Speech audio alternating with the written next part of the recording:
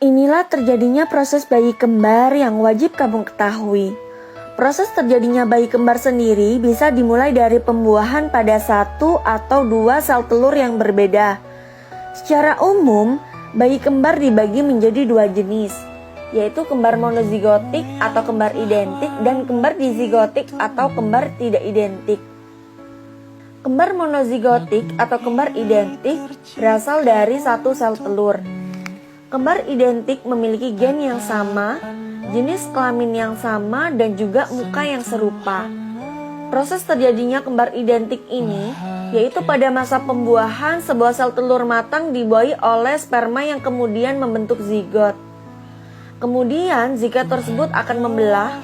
Jika proses pembelahan zigot ini terjadi saat awal pembuahan, setiap embrio biasanya akan memiliki ketuban yang berbeda dan satu plasenta. Tetapi, apabila pembelahan terjadi setelah 14 hari, kemungkinan bayi kembar akan menempel bersama atau pembelahan tidak sempurna. Dan biasanya hal ini disebut bayi kembar siam. Sedangkan kembar dizigotik atau kembar tidak identik ini berasal dari dua telur. Mereka biasanya tidak terlalu mirip atau seperti kakak beradik saja. Kembar tidak identik tidak selalu memiliki jenis kelamin yang sama. Setengah bagian bisa anak laki-laki dan juga anak perempuan.